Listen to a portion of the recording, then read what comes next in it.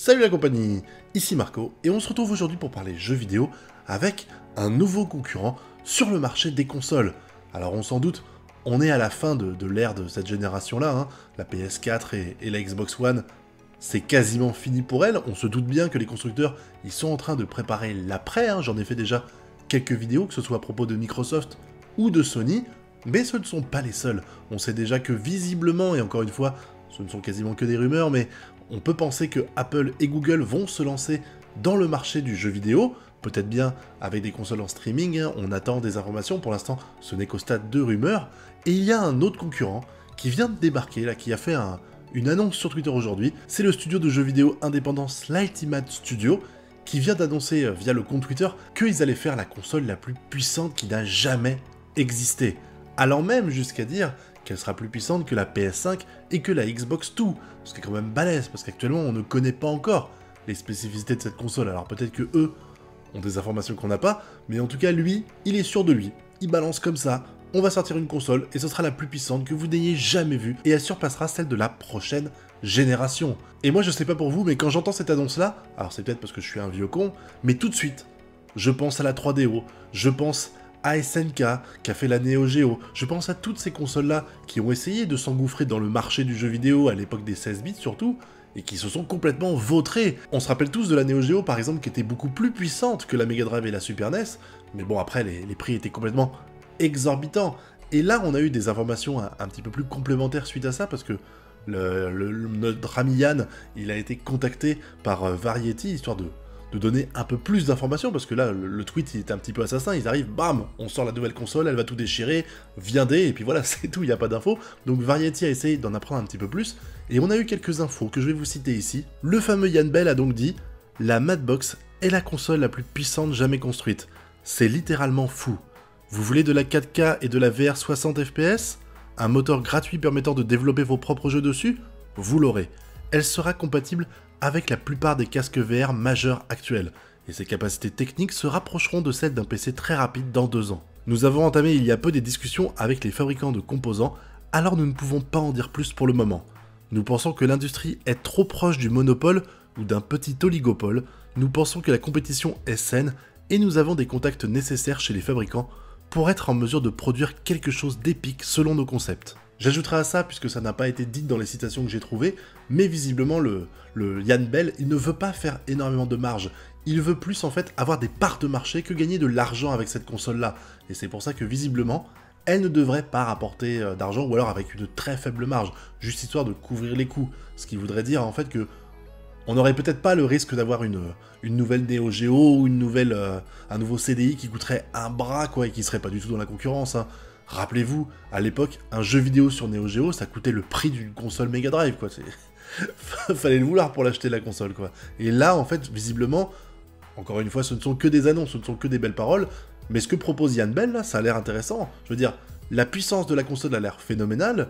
Il le dit, même si là, je ne l'ai pas cité, que la console, elle marchera avec la plupart des casques de réalité virtuelle qui sont actuellement sur le marché, qu'on aura du 60 FPS native, qu'on aura du 60 FPS par œil aussi, donc c'est 120 FPS, même si je trouve que c'est un peu dégueulasse de dire ça, parce que c'est 60 FPS là et 60 FPS là, donc on aura une bonne qualité de VR. Après, quand tu te dis que t'as la console la plus performante dans la prochaine génération qui arrive, forcément, si t'es pas capable de faire du 60 FPS en VR, il y a un problème, quoi. Mais par contre, ce qui m'inquiète un petit peu avec toutes ces annonces-là, à propos de la puissance de la console, c'est qu'il est en train de dire qu'il est en discussion avec les différentes fabricants de composants, ce qui veut dire que c'est pas encore acté tout ça. Donc il est en train déjà de se placer en disant « Ouais, on va avoir la console la plus puissante », mais visiblement il n'a pas encore d'accord avec les différents constructeurs qui pourront lui permettre de fabriquer sa console. Donc ça vraiment, moi j'ai tous les warnings qui s'allument, je me dis, il a peut-être été présomptueux de l'annoncer aussitôt cette console. En plus, il n'y a rien qui justifie à ce qu'il l'annonce aujourd'hui, je veux dire. Là, on est, je sais pas quel jour on est, je crois qu'on est le 5 janvier, si je dis pas de bêtises. Il n'y a rien de spécial qui arrive là, il n'y a rien de spécial qui arrive dans les jours à venir pour prétendre à faire ça. Et puis, à côté de ça, c'est vrai que le studio n'est pas spécialement connu. Les mecs, ils ont fait Project Cars, c'est un studio indépendant, hein, je le rappelle, hein, vous pouvez trouver son site sur Wikipédia, enfin, vous pouvez trouver des informations sur Wikipédia, mais en tout cas, c'est un studio indépendant qui a fait Project Cars, et qui a fait un Need for Speed, mais c'est pas grand-chose, que je veux dire. Demain, t'as Square Enix qui t'annonce qu'ils font une console, ou Activision, déjà, c'est plus du lourd, quoi. Ou c'est... Tu sens, en fait, les mecs qui ont des coronesses, quoi, qui ont le niveau et les capacités financières de pouvoir concurrencer un Nintendo, un Sony, un Microsoft.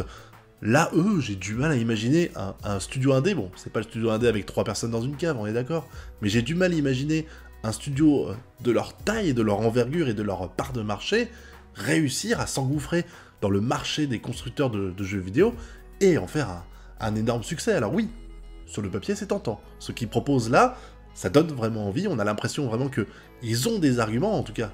Encore une fois, sur le papier, moi aussi, sur le papier, j'ai des consoles de ouf, hein, gratuites, que je propose à tout le monde, mais dans les faits, il faudra voir ce que ça donne, mais c'est vrai que moi, j'ai tous les warnings allumés, surtout que récemment, on a vu les consoles Steam et les consoles Ouya, même si c'est pas du tout le même marché, hein, parce que là, le marché qu'essaie de toucher le Yann Bell, là, c'est celui des consoles de PS4, c'est celui de la console Microsoft, et ils veulent s'engouffrer là-dedans avec un leitmotiv, c'est celui de proposer des jeux sans exclusivité, des trucs multiplateformes. Alors on se doute bien que vu leur niveau, ils peuvent pas raquer un énorme chèque à des studios comme CD Projekt pour leur demander à ce que leur jeu soit exclusif. Donc c'est à la fois une stratégie, et à la fois c'est parce qu'ils sont pas capables, à mon avis, de financièrement pouvoir tenir la dragée haute afin de convaincre des studios de faire des jeux en exclusivité chez eux. Mais malgré tout, ça pourrait être intéressant, mais le problème pour moi là-dedans, c'est que même si la console est performante, même si le prix est compétitif, tu proposes pas de jeux exclusifs, moi ça m'intéresse pas. Je veux dire, si j'ai le choix, par exemple, imaginons, on donne des chiffres au hasard, imaginons la PS5, elle coûte 400 €. La PS5, elle est à 400 €. Cette console-là, là, de Project, là, elle est à 350 €. Sauf qu'il y en a une, la PS4, où je sais que je vais avoir des exclusivités dessus qui m'intéressent, et ben je vais claquer un peu plus d'argent et je vais avoir ces exclusivités-là, tout en ayant les jeux multiplateformes que vont proposer cette console-là, la MAD. C'est un petit peu le même problème que j'ai actuellement avec Microsoft, c'est-à-dire que quand je dois choisir entre une PS4 et une Xbox One, je choisis systématiquement la PS4, tout simplement parce que la PS4 a des exclusivités, alors que la Xbox, toutes les exclusivités qui sont disponibles dessus, je peux y jouer avec mon ordinateur. J'ai pas besoin de claquer 350 € pour avoir une console qui fait tout ce que les autres peuvent faire, mais qui ne propose pas des expériences inédites. Je veux dire, si vous avez un catalogue de 300 jeux, par exemple, sur la Xbox One, enfin sur la nouvelle console, la MAD, là, si vous avez 300 jeux dans le catalogue de la MAD, et que vous avez les 300 mêmes jeux sur le catalogue de la PS5, plus 40 exclusivités, dont même 5 qui m'intéressent, eh ben je vais aller taper dans la PS5, quoi. Et c'est vrai que là-dessus, moi ça m'inquiète un petit peu. Le fait de ne pas vouloir vraiment exploiter les exclusivités, ça me dérange. Par contre, là où il a raison, c'est qu'on est vraiment dans un système un petit peu d'oligarchie, je crois qu'il a dit, un truc comme ça, parce que on est dans la situation oligopole, je crois, où il y a 2-3 concurrents qui font la game, quoi. Je veux dire, t'as PS4 qui surdomine un type de joueur, avec la Xbox qui est un peu derrière, mais quand même, qui est là, quoi. Tu as Nintendo qui domine également avec un autre type de joueur touché, même si je pense que il y en a, les deux s'entrechoquent un petit peu. Moi, personnellement, je suis un fan des deux, hein, donc j'ai une Switch et une PS4. Mais c'est vrai qu'à côté de ça, t'as pas de concurrence vraiment.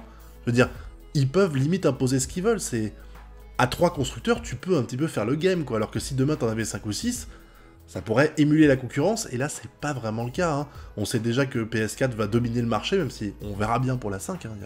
Ça, la prochaine génération, je ne veux rien prévoir encore, on verra bien.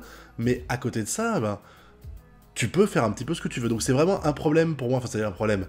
Ça fait des années que ça dure maintenant, hein. Depuis la mort de Sega, t'as 3 concurrents, enfin t'as 3 sociétés qui dominent, et encore, quand vous vous rappelez bien, Microsoft il s'est lancé dans le marché, justement pour pouvoir concurrencer les consoles, parce qu'il trouvait qu'elles prenaient un peu trop de place par rapport au PC gaming, quoi.